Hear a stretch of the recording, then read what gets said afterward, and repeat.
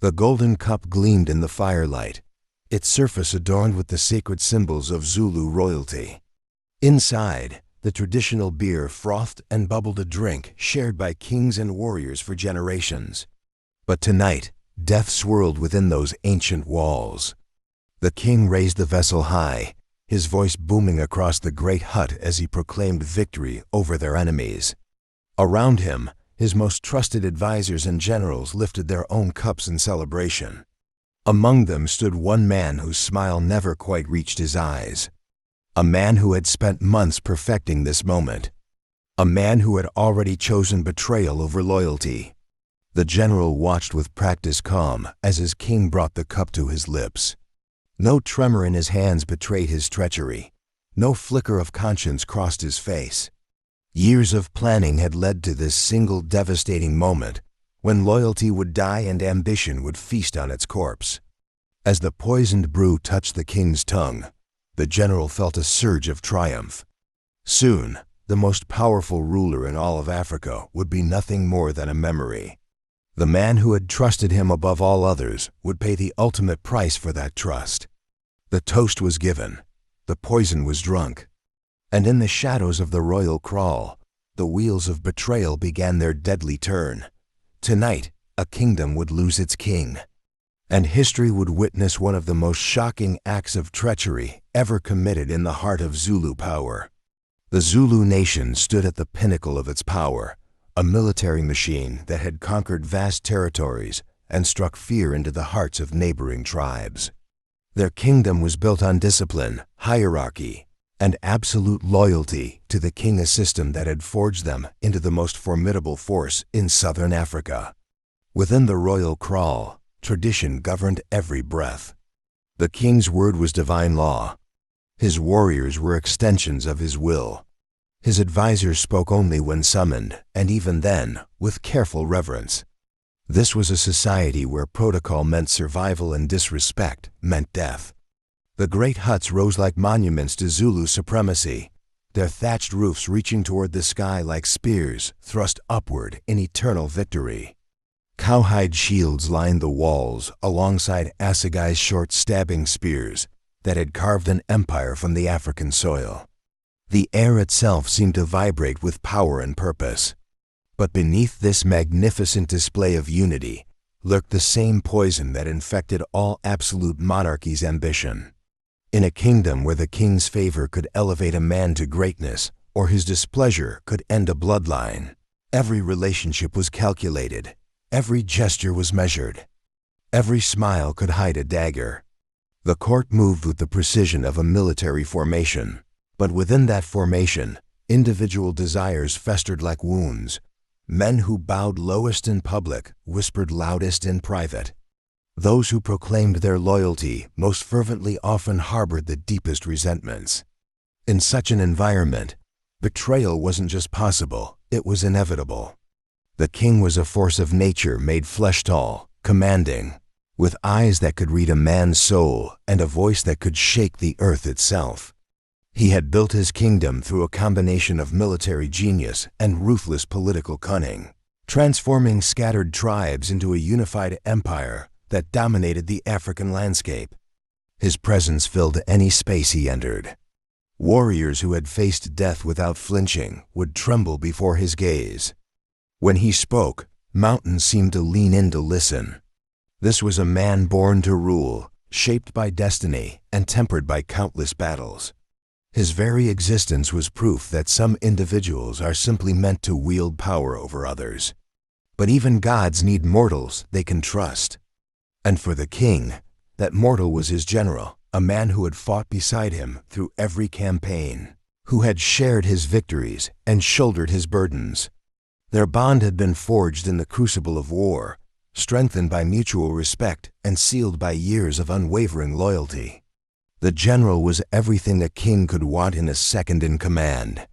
Brilliant in strategy, fearless in battle, diplomatic in council. He possessed the rare ability to speak truth to power without causing offense, to offer advice without seeming to challenge authority. The king had come to rely on him not just as a military leader, but as a confidant and friend. Yet beneath that perfect exterior, poison had taken root. Perhaps it was the constant shadow of being second best. Perhaps it was watching lesser men receive greater rewards. Or perhaps it was simply the corrosive effect of being so close to absolute power without ever truly possessing it. The transformation didn't happen overnight. Like all the most dangerous betrayals, it began with small compromises, tiny fractures in the foundation of loyalty that gradually widened into chasms of resentment. It started with whispered conversations in the dead of night, when ambitious men gathered in secret to voice grievances they would never dare speak in daylight. The general found himself drawn into these shadowy circles, initially as an observer, then as a participant, and finally as a leader. "The king grows old," they murmured. "His judgment falters. His decisions cost lives." Each criticism was a drop of acid eating away at the bonds of loyalty. Each complaint was a step further down the path toward treachery. The general began to see slights where none existed. A delayed promotion became evidence of ingratitude. A questioned strategy became a personal insult. The king's natural caution in rewarding even his closest allies was reframed as suspicious paranoia. Every interaction was viewed through the lens of growing resentment. Other forces fed the flames of discontent. Rival factions within the court saw opportunity in the general's growing dissatisfaction. They offered him promises of power, threats of consequences if he remained loyal, and most poisonous of all, validation for his grievances. They told him what he wanted to hear, that he deserved more, that he was undervalued, that he would make a better leader. The poison spread through his mind like disease through a wounded body. Soon, loyalty felt like weakness. Devotion became stupidity. And the king he had once served with pride became nothing more than an obstacle to be removed. The night of the great feast arrived with all the ceremony befitting a Zulu celebration. Warriors had returned victorious from battle. Tribute had been collected from subject tribes. The ancestors smiled upon their people, and the king declared it time to honor their continued prosperity. The general had prepared for this moment with meticulous care. The poison, a rare herb known only to certain traditional healers, was tasteless, colorless, and deadly.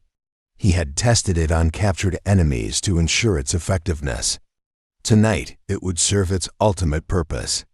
As the king's most trusted advisor, the general held the honor of preparing the ceremonial drink. His hands were steady as he poured the traditional beer into the golden cup, steady as he added the poison that would end a dynasty. Years of military discipline served him well. No tremor betrayed his treachery. No hesitation revealed his guilt. The king accepted the cup with a warm smile, the same smile he had given the general after countless shared victories. "My brother," he said, using the term of endearment reserved for his closest companions. "Tonight we drink to our enemy's defeat and our people's glory." The liquid touched the king's lips. The poison entered his bloodstream. Death began its work with ruthless efficiency. At first, nothing changed. The king continued his toast, his voice still strong, his presence still commanding. But the general knew better. He had already won. Then the first symptoms appeared, a slight tremor in the royal hands, a momentary confusion in those once sharp eyes. The king's voice faltered mid-sentence. His mighty frame began to sway like a tree in a gathering storm. The king's collapse sent shockwaves through the royal crawl that reverberated across the entire kingdom. One moment, the most powerful ruler in Africa was celebrating victory. The next, he was writhing on the ground, foam bubbling from his lips as the poison completed its deadly work. Panic erupted in the great hut. Warriors reached for their weapons, unsure who to fight or how to battle an invisible enemy. Advisors scrambled to understand what had happened, their voices rising in a cacophony of confusion and fear. The carefully ordered world of Zulu hierarchy dissolved into chaos in the span of heartbeats. The general played his part perfectly, rushing to the king's side with apparent desperation, calling for healers who could do nothing against the poison already coursing through the royal veins. His performance was masterful, the loyal subordinate devastated by his leader's sudden illness, the faithful general trying desperately to save the man he had just murdered. Within hours, news of the king's death spread like wildfire through the kingdom. Villages that had known only the stability of his rule suddenly faced an uncertain future. Rival claimants emerged from the shadows, each declaring themselves the rightful heir. The unity that had made the Zulu nation invincible began to fracture along bloodlines and tribal loyalties. The general moved swiftly to consolidate power, claiming he was acting on the king's final wishes, positioning himself as the natural successor to the throne. Some accepted his authority out of habit or fear. Others questioned his right to rule, sensing something sinister in the timing of his ascension. Civil war loomed on the horizon as brother turned against brother, tribe against tribe. The kingdom the king had spent his lifetime building began to crumble, torn apart by the very ambition that had driven his most trusted general to commit the ultimate betrayal.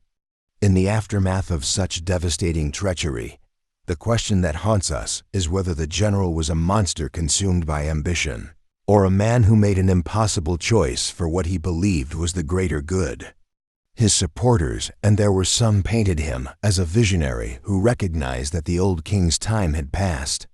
They argued that the kingdom needed younger, more aggressive leadership to face the changing world. European colonizers were pressing in from the south. Other African powers were rising to challenge Zulu supremacy.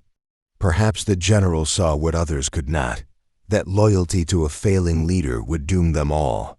But his critics saw something far darker. They witnessed a man who had allowed ambition to poison the most sacred bond between ruler and subject, between leader and follower, a man who had violated every code of honor that held Zulu society together. A man who had proven that no trust was sacred, no loyalty unbreakable, if the price was right. The truth, as always, likely lies somewhere between these extremes. The general was neither pure villain nor misunderstood hero, but something more complex and more human, a man who convinced himself that betrayal was justice, that murder was mercy, that destroying the thing he was sworn to protect was actually an act of salvation. Perhaps he genuinely believed the kingdom would be better under his rule. Perhaps he told himself that the king's death was necessary for the survival of the people they both claimed to serve.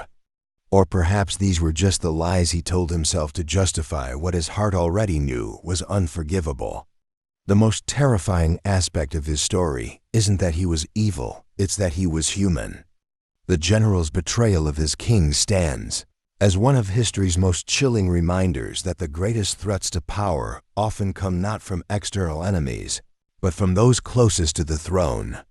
In every palace, in every seat of authority, the most dangerous conspirators are those who know the ruler's weaknesses best, those who have earned trust through years of faithful service. The Zulu kingdom, built on principles of loyalty and hierarchy, was brought low not by foreign invasion or natural disaster, but by the corrosive power of unchecked ambition. The general's poison didn't just kill a king, it murdered the very ideals that had made their civilization great. His story forces us to confront uncomfortable truths about power and its effects on the human soul, about how proximity to absolute authority can corrupt even the most loyal hearts, about how the line between devotion and resentment is thinner than we dare imagine. The kingdom never fully recovered from this betrayal. The civil wars that followed the king's death weakened the Zulu nation, just as European colonization intensified. Perhaps the general's actions didn't just destroy a ruler, they helped doom an entire civilization to conquest and subjugation. Yet his story also raises profound questions about leadership and loyalty. When is betrayal justified? Can murder ever serve a greater good? Is it possible that sometimes the most loyal act is the ultimate act of disloyalty? These questions have no easy answers, which is perhaps why the general's betrayal continues to fascinate and horrify us centuries later. It reminds us that in the complex world of power and politics, the line between hero and villain is often written in blood. What do you think? Was the general a power-hungry traitor or a man who made an impossible choice? Share your thoughts below, and if stories of betrayal and ambition grip you like they grip me, subscribe for more tales from history's darkest corners.